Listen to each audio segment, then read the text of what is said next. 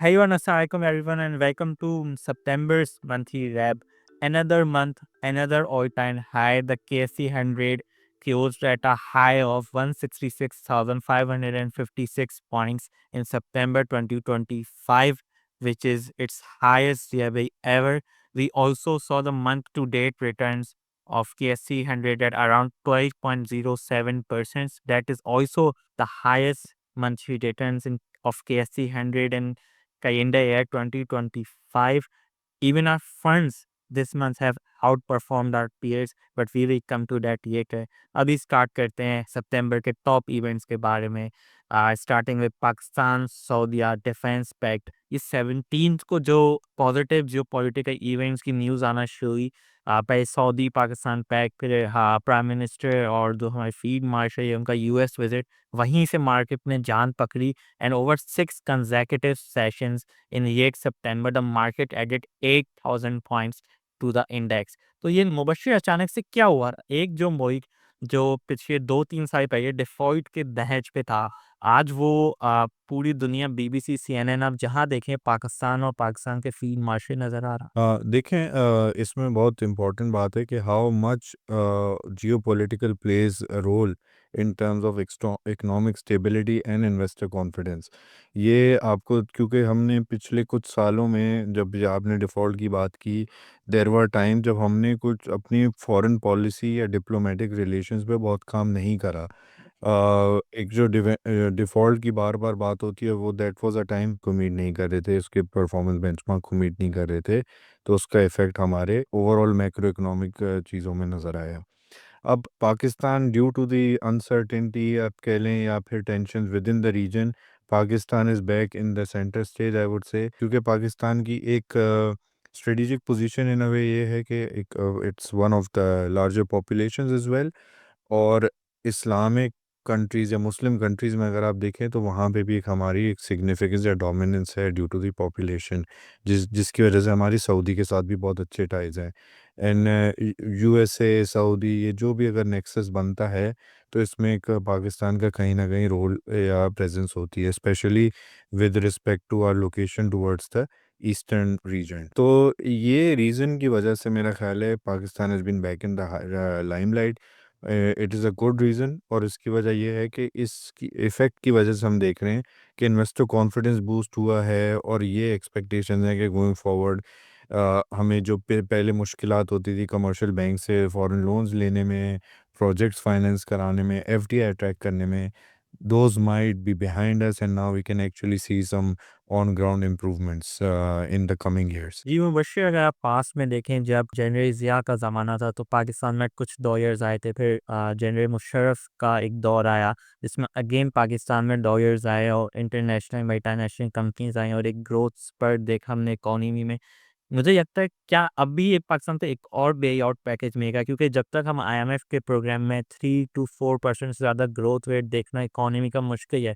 But अब मुझे लग रहा है कि शायद कुछ डॉलर्स आ जाएँ, जिससे हम एक फिर से एक ग्रोथ पीरियड की तरफ चले जाएँ, जहाँ हम 6% या इससे ज़्यादा may be in the last year of this government rate देख सकें। पॉसिबल है। अब लेकिन जो डॉलर्स का इनफ्लो होगा, इट प्रॉब्ली अब जो थोड़ा-सा चेंज हुआ है कि फ्री डॉलर्स या सपोर्ट और एड में अब डॉलर्स इतने नहीं एक्सपेक्ट कर सकते, but it's more like strategic pact हो सकता है अगेंस्ट आपकी इन्वेस्टमेंट की अपॉर्चुनिटीज़ होती हैं उसमें, और डेफिनेटली एक पुश आ सकता है गवर्नमेंट लेवल से, जैसे अमेरिकन कंपनीज़ हो गई या सऊदी कंपनीज़ हो गई, दे एक्सप्लोर अपॉर्चुनिटीज़ एंड दे, क्योंकि ये बात तो तय है कि पाकिस्तान में काफ़ी अपॉर्चुनिटीज़ हैं विच आर अनटैप्ड, और वो टैप इसलिए नहीं हो पाती क्योंकि प्राइवेट सेक्टर के पास हमारी रिस्क एपेटाइट कम है, या आप कह सकते हैं फंडिंग अपॉर्चुनिटीज़ नहीं है, एंड सो ऑन। अब केमिकल में देखें तो there is a lot of potential to move towards localisation, value addition, जो ताकि हम अपने इकोनॉमी का स्ट्रक्चर सीधा करें। उसके लिए मैसिव इन्वेस्टमेंट अगर है तो वो आपको बायलैटरल पार्टनर्स के थ्रू मिल सकती है, and that will definitely improve the growth prospect in the coming years. तो वो आपको 1-2 साल में शायद नज़र नहीं आए, but as things materialise it will be a long term case for Pakistan. अच्छा मुबश्शिर, हमने ये तो ओवरऑल मार्केट की बात करी कि कौन सी पॉजिटिव जियोपॉलिटिकल हेडविंड्स हैं that's pushing this market rally. But अगर हम थोड़े माइक्रो लेवल पे जाके देखें कि व्हाट आर दी स्टॉक्स या कौन से ऐसे सेक्टर्स हैं that are performing their role कि हमने इतना अच्छा परफॉर्म किया इन द मंथ ऑफ सितंबर। बिल्कुल इसमें देखिए जैन एक बात बहुत अच्छी है और हेल्दी है कि मार्केट में हमने जो कंट्रीब्यूशन देखी इन सितंबर it was broad based rather than कोई स्पेसिफिक सेक्टर के बस बैंकिंग सेक्टर में ही परफॉर्मेंस आई हो एंड सो ऑन। तो अगर हम पॉइंट कंट्रीब्यूशन वाइज देखें तो Hubco and Engro were the top contributors in during the month along with Mari petroleum. In companies ने टॉप कंट्रीब्यूशन करी इन टर्म्स ऑफ पॉइंट्स। और अगर आप सेक्टर वाइज कंट्रीब्यूशन देखें तो टॉप थ्री सेक्टर्स जिसमें commercial banks, oil and gas companies और power generation companies contributed 50% of the points during the month almost. अब कमर्शियल बैंक्स का again earnings related macro theme related जो है री rating का मोमेंटम चल रहा है। ऑयल एंड गैस में आपके जो है power sector circular debt related news थी। और पावर जनरेशन में भी हप्को का पे आउट आया था, रिजल्ट आया था, उसके बाद थोड़ी सी again with the electric vehicle in theme जो है मैनेजमेंट ने उस पर थोड़ा सा भी हाईलाइट भी करा था, तो वो फैक्टर्स थे। उसके अलावा फिर हम फर्दर डाउन अगर जाएं तो हम देखते हैं कि सीमेंट सेक्टर की भी डिसेंट कंट्रीब्यूशन थी during the month, even though उसका वेट कम है, it contributed almost about 10% to the entire rally. And then subsequently हम देखते हैं कि 8 to 9% अगर हम देखें तो 60% आपका जो है सिंगल स्टॉक था एंग्रो होल्डिंग्स, उसने कंट्रीब्यूट करा है हमारी रैली में। तो I would say it's a good broad base healthy rally.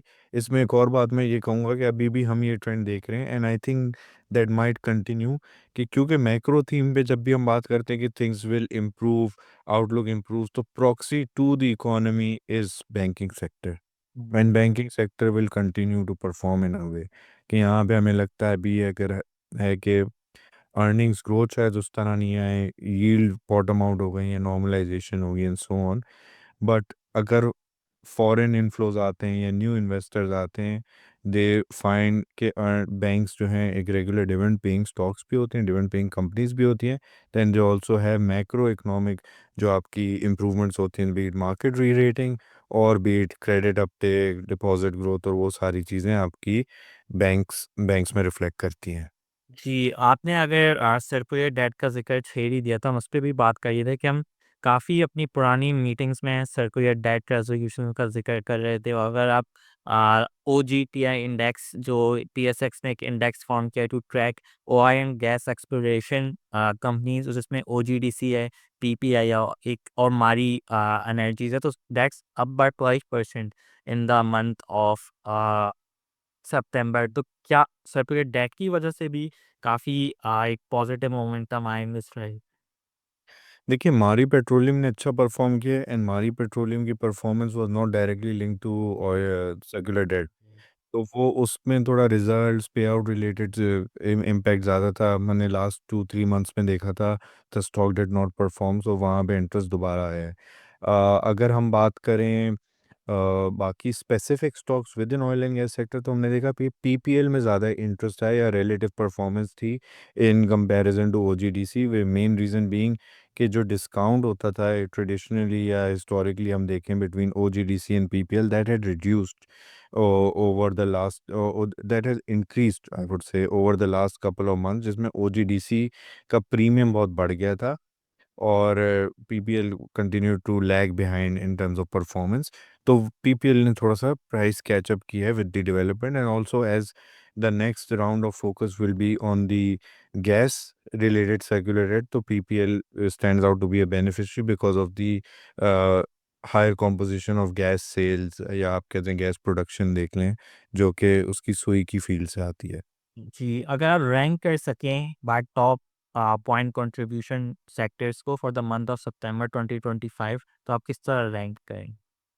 देखिए नंबर वन पे हमारी जो परफॉर्मेंस थी that was commercial banks, then oil and gas exploration companies, power generation, cements and फिर इन्वेस्टमेंट कंपनीज का जो सेक्टर है जिसमें खाली एक स्टॉक है मेजर, वो है एंग्रो होल्डिंग्स। इनकी ये टॉप 5 कंट्रीब्यूटर्स थे हमारे। जी।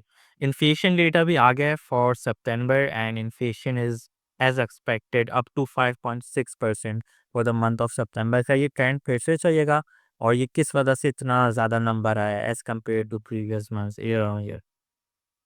देखिए, इन्फ्लेशन का to a great extent expected था। आई वुड से हमारी एक्सपेक्टेशन से थोड़ा स्लाइटली अबव भी आया है। वी वर अगर हम देखें तो 5.6% है, विच इज़ उसकी प्राइमरी फैक्टर जो है वो फूड इन्फ्लेशन है, which was up 5% month on month. 5% month on month का जो इम्पैक्ट आया है वो काफ़ी ज़्यादा था। रीज़न बीइंग फ्लड्स का, जो हम तेरे पिछले हमने पॉडकास्ट में डिस्कस भी किया था। शॉर्ट सप्लाई चेन की वजह से, शॉर्टेजेस और डिस्रप्शन की वजह, फ्लड्स की वजह से we can see a spike. I think अब थोड़ा नॉर्मलाइजेशन की तरफ जाएंगी तो फूड प्राइसेस या जो सप्लाई डिस्रप्शन की वजह से इफेक्ट आया था वो नॉर्मलाइज होगा। We expect inflation to remain under 7% for the remaining year until December end, और उसके बाद थोड़ा मंथ ऑन मंथ इंप्रूवमेंट्स आएंगे, but average will be should be under 7। जी, चलिए मुबश्शिर अब उस सेगमेंट की बात कर लेते हैं जिसके सारे इन्वेस्टर्स इंतज़ार कर रहे थे, that's fund performance.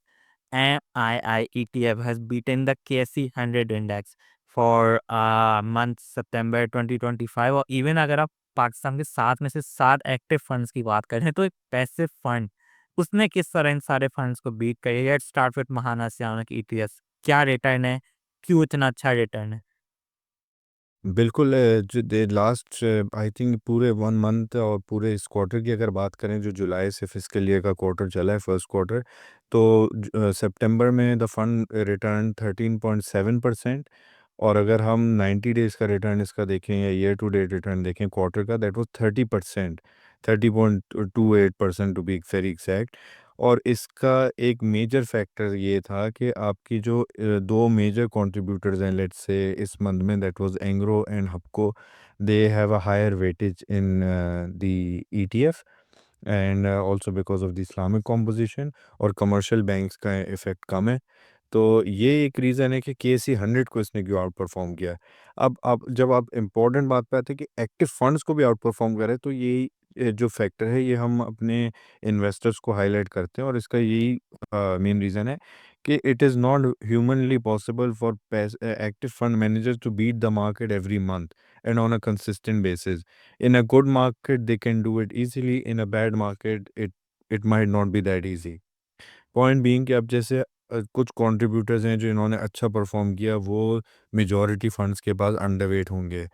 Trekking error होता है, you are basically overpaying for the excessive risk, TER की फॉर्म में अगर आप देखें तो दैट इज़ मतलब इसको हम ये कह सकते हैं, the passive investment model has proven itself over time and it has remain consistent in terms of, अगर जिन लोगों ने विद कंसिस्टेंस इन्वेस्ट किया हो सिंस इंसेप्शन, या 1 साल की भी रिटर्न की बात करें, तो that's almost 90% over the last 1 year, और since inception it is more than 110 113% अगर हम सितंबर एंड तक की बात करें। तो उससे अगर मैं 1 करोड़ रुपए लगाता है ना ETF, तो आप कह रहे हैं कि 1 साल में तकरीबन डबल 2 करोड़ हो चुके होते हैं। बिल्कुल 2 करोड़ से ज़्यादा हो गए थे। जी। Mubashir, let's not talk about Mahaana Islamic cash fund, इसने कितने रिटर्न दिए और how has that perform? Mahaana Islamic cash fund का रिटर्न था 9.8% ऑलमोस्ट ड्यूरिंग सितंबर। और अगर हम इसका क्वार्टर का एवरेज देखें फिस्कल ईयर टू डेट, तो that is also around 9.9, almost near 10%।